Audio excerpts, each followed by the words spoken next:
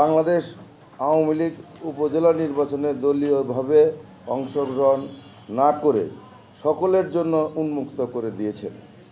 সেই সাথে দলীয় প্রধান মাননীয় প্রধানমন্ত্রী জননেত্রী দেশরত্ন শেখ হাসিনার নির্দেশ দিয়েছেন, কোনো মাননীয় মন্ত্রী এমপিগণ সরাসরি কোনো প্রার্থীর পক্ষে প্রচারে অংশগ্রহণ করতে পারবে না এবং পরিবারের কাউকে প্রার্থী করতে পারবে না।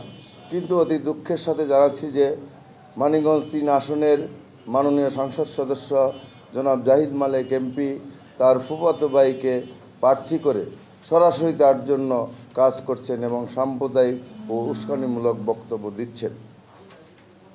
উপজেলা নির্বাচনে কোনো মাননীয় মন্ত্রী ও মাননীয় এমপিগণ কোনো প্রভাব বিস্তার করতে পারবে না মর্মে আওয়ামী লীগ সভানেত্রী জননেত্রী শেখ হাসিনার নির্দেশ অমান্য করে মাননীয় ৩ আসনের মাননীয় সংসদ সদস্য ও সাবেক স্বাস্থ্যমন্ত্রী জনাব জাহিদ মালেক এমপি প্রতিনিয়ত দলের বিভিন্ন ফোরামকে ডেকে সদর উপজেলা নির্বাচনে তার ফুফাতো ভাইয়ের জনাব ইসরাফিল হোসেনের জন্য পক্ষে কৌশলে প্রভাব বিস্তার করছে।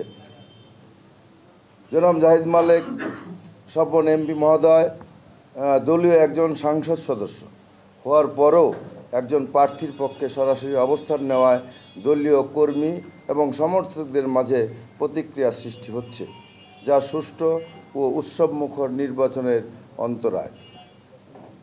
গত ৬ মে সোমবার সকাল 10টা থেকে 12টা প্রায় শুভ্র সেন্টারে গড়পাড়ায় মানিকগঞ্জ সদর উপজেলার সম্মানিত ইমাম মুয়াজ্জেম, মাদ্রাসার শিক্ষক ও প্রিন্সিপাল মহোদয়দের নিয়ে মানিকগঞ্জ ৩ আসনের এমপি সাহেব নির্বাচনকে সামনে রেখে এক সভা করেন।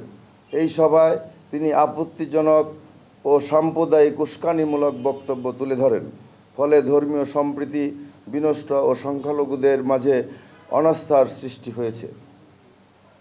কৃষ্ণপুর ইউনিয়ন নির্বাচনে পূর্বে সরকারি প্রকৌশলীকে সাথে নিয়ে বিভিন্ন প্রকল্পের আশ্বাস প্রদান করেছেন, যা নির্বাচন আচরণবিধি লঙ্ঘন। সদর উপজেলায় তার মনোনীত প্রার্থীর পক্ষে কাজ না করলে দলীয় পদ থাকবে না বলেও ধমক প্রদান করছেন, যার ফলে নির্দলীয় নির্বাচন হলেও দলীয় নেতাকর্মীদের স্বাধীনতা খর্ব হচ্ছে ও দলীয় কর্মীদের মাঝে ভীতির সঞ্চার হচ্ছে।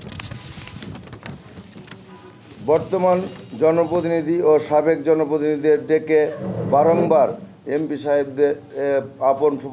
সাহেবের আপন ফুফাতো ভাই তার পক্ষে কাজ করার জন্য চাপ সৃষ্টি করছেন। জনপ্রতিনিধিরা অসহায় বোধ করছেন।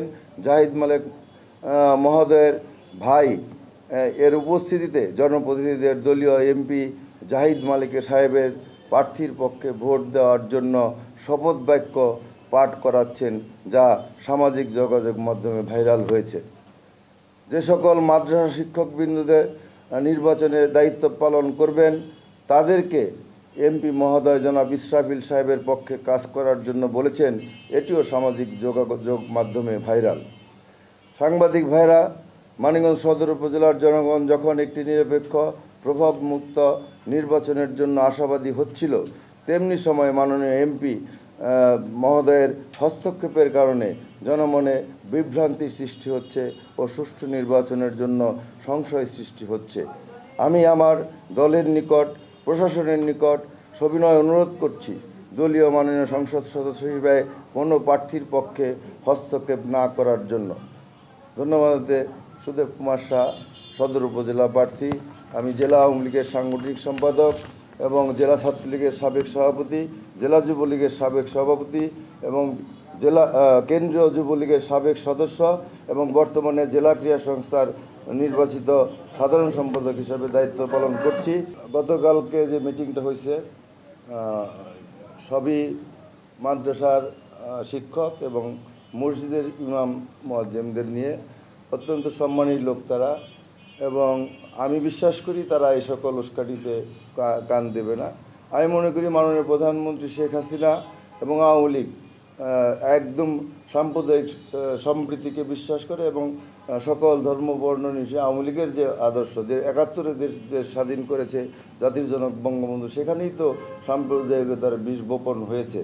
তারপরে আওয়ামী লীগের একজন সংসদ সদস্যর মুখ থেকে যখন ৯০% মুসলিম এবং 10% হিন্দু নির্বাচনের আগ মুহূর্তে এই রকম কথা আসে, আর সেইখানে যদি সংখ্যালঘুদের পক্ষ থেকে প্রার্থী থাকে, সেটা আপনারাই বুঝে নেন সেটা কি বোঝায়। এবং এই তাদেরকে ভোটের পক্ষে প্রচারণার জন্য বলে, সেটা কি বোঝায়।